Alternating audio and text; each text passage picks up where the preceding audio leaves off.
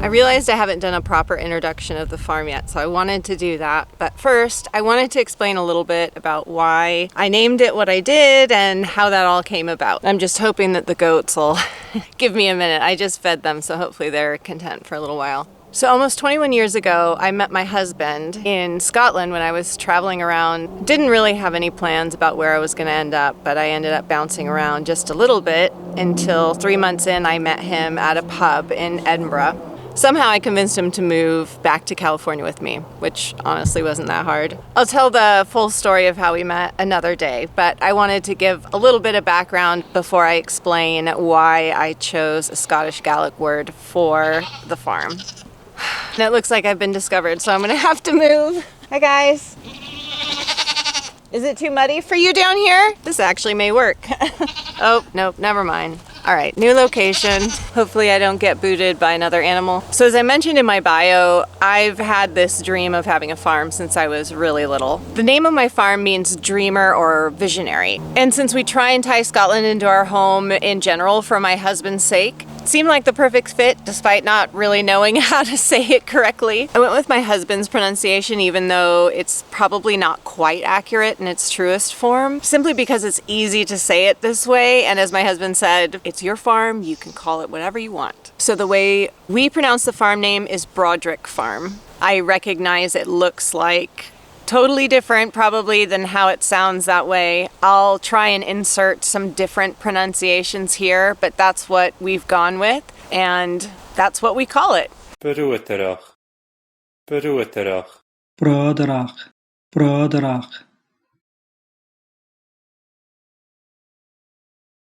Believe it or not, none of what you see here was here when we bought this house. The first coop I had built I call Chicklockery, which is a play on the word Pitlochry, which is a city that my husband and I have spent some time in with his family. That coop is awesome. I love it so much. It was built by a father and son duo out of Idaho, but they actually come to the Bay Area periodically to build coops. So they'll wait until they have a whole stack of them that they need to build. They'll bring all their supplies and they'll build them right on site.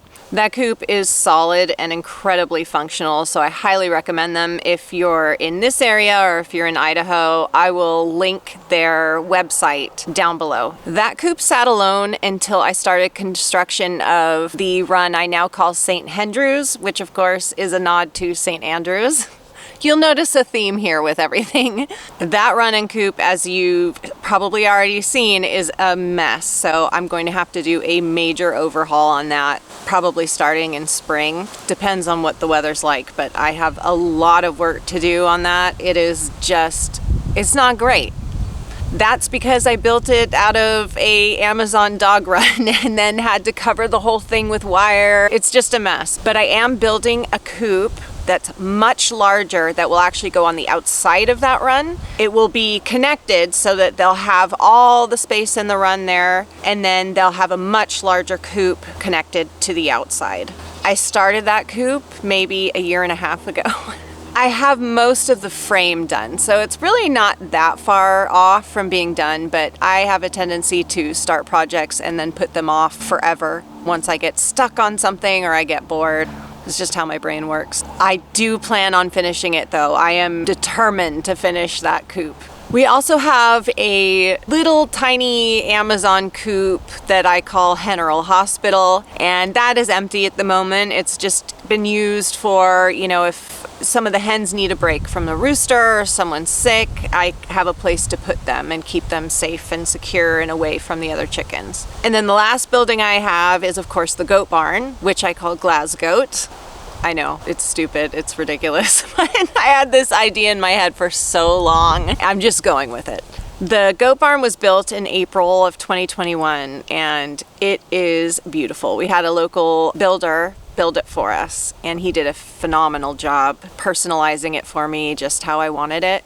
At that same time, they put in the perimeter fence around the whole village and installed water lines and electrical lines down to the barn, which has been amazing. I almost skipped having that done. Definitely recommend doing it if you're considering building a barn, because I can't imagine having to haul water up and down this hill constantly for the goats, and not having any electricity down here as well. I leave lights on at night on the outside of the barn to keep them a little more safe from predators. It would have been a real shame if I didn't actually have that stuff installed, so I'm really glad I did. I don't know what I'll add down the road. I have all these wild plans to just make it really beautiful down here, have planters on the outside, and just make it generally visually appealing. We do have space for more animals, but I'm not really sure at this point. Right now, I'm pretty content with my 7 goats and 21 chickens. They take up a fair amount of my time as it is, so I don't know. We'll see. Maybe someday I'll add more, or another structure of some kind. I don't know. But for now, I'm just going to work on beautifying it.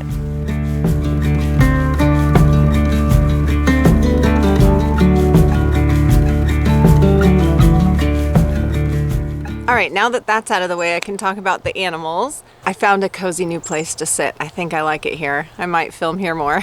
So before we got any of the animals that we have now, we had 6 game hen pullets. Those were my first chickens. I kind of got them in a hurry. I didn't really think too much about getting them before I got them, just because I knew the coop was going to be built and I needed to find some chickens to go in it. Ultimately decided that they weren't really a good fit for our family. They were very skittish. I really didn't know much about the background from where they came from, even though they were delivered to our home. Was just not how I wanted to start. So I actually rehomed them with a lovely local man who really just wanted them for their eggs and companionship, and I feel really good about where they went. I think they'll be a lot happier in the home that they went to. So on July 8th, 2020, I picked up our first chicks that we were going to hand raise, and those are the OGs. I ordered 10, but like is often the case, we received a bonus chick, which of course was a Roo, and that ended up being Delilah. 3 out of that batch actually went to my brother's neighbor, and they are still healthy, alive, and thriving. So we were left with 8 chicks at the end of the day. Of the 8 that remain, we lost 2, unfortunately, in the first year. One had a really severe scissor beak, and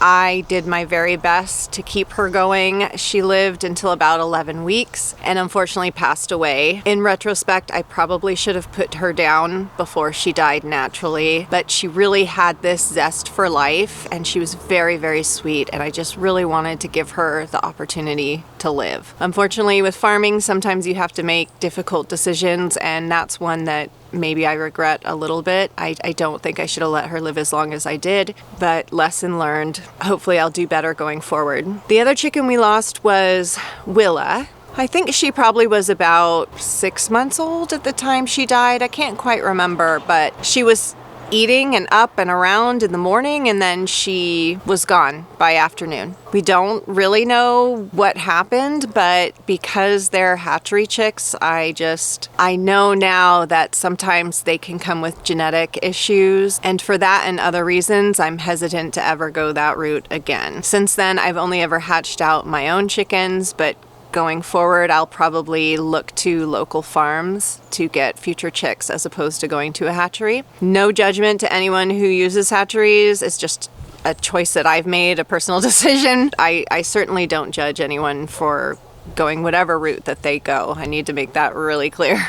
So now we're left with 6 of our original 8. And they are healthy and thriving for now. As I mentioned in my last video, they'll turn 3 in July, and they're doing great. This group is particularly special to us because they are, of course, the first that we raised by hand, but not only that, we raised them inside our house in our guest bedroom for 11 weeks before they finally went outside. So they were cuddled multiple times a day by the whole family. It was just a really great experience. And because of all that attention that they got, they are easily the friendliest, cuddliest chickens we own, and I might argue friendlier than any other chickens I've seen. Despite not actually wanting a rooster and Delilah being the bonus chick, I'm so glad that I got him. He really, truly is a bonus. That sounds cheesy, but really, he's a teddy bear. He's so cuddly and sweet, even though he's got these massive daggers on his legs. I'm so grateful to have him. Not only is he lovely, but he helps us be sustainable in this, so I can hatch out my own chicks, and just really grateful to have a rooster like Delilah. So now I will introduce you to the OGs. We have Delilah, Pancake, Tommy, Pearly,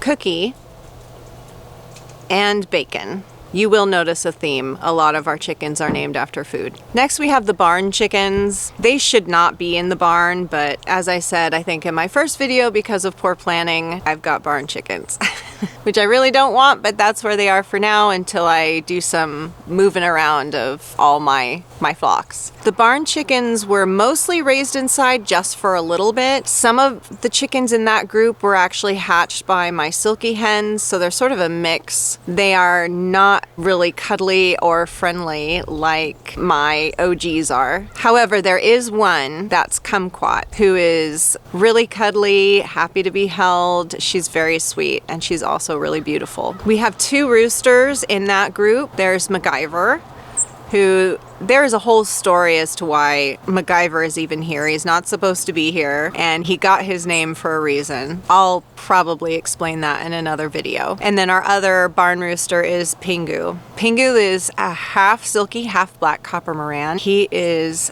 adorable. He's pint-sized. He has these giant eyes. The problem with Pingu is maybe about a year ago, he started going after me a lot. He won't do it when MacGyver's around because then MacGyver will go after him. So I'm still undetermined. I really don't want both of them. I have 5 roosters right now and I want 2 max. So I'm not really sure what I'm gonna do. I'm leaning toward keeping MacGyver and not keeping Pingu. So the barn hens are far too difficult to film individually. So here are some shots of the barn chickens and I'm gonna list off their names.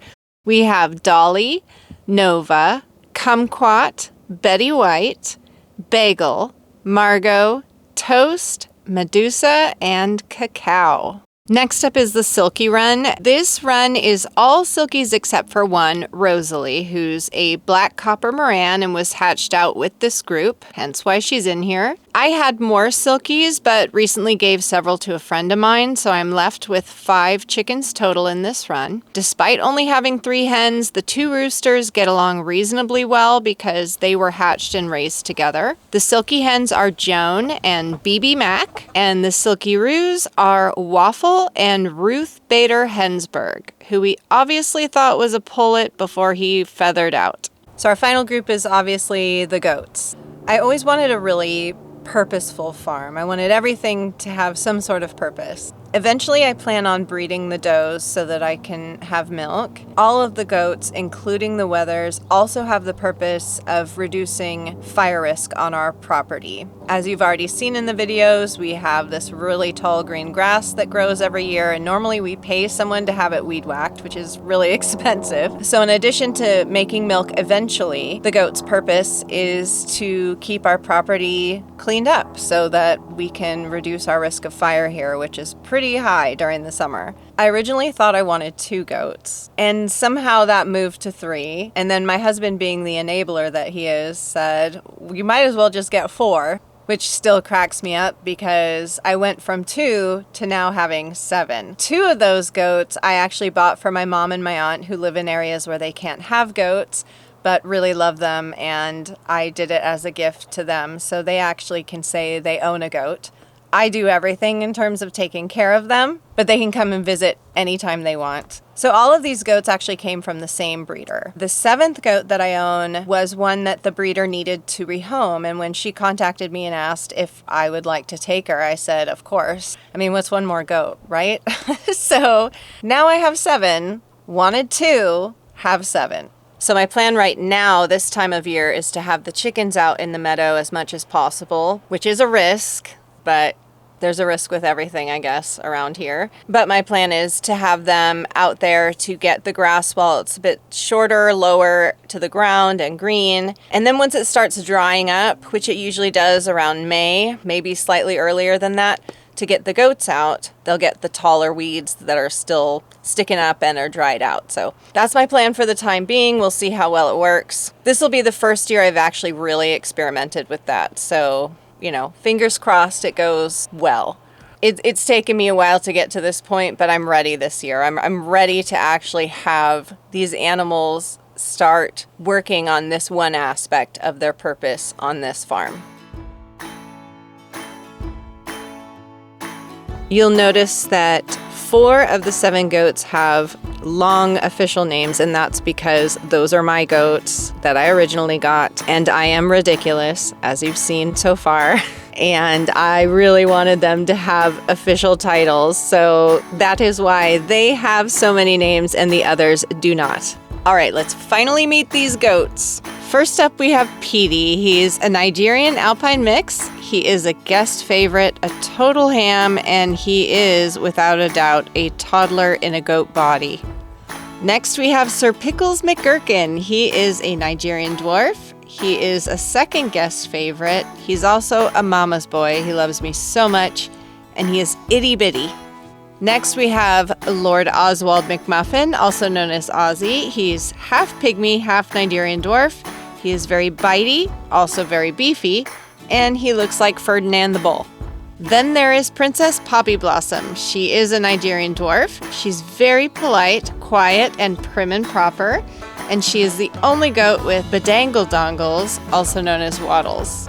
Next, we have Denali. She is a Nigerian Alpine mix. She's pretty shy, but if you have food around, she's all over you.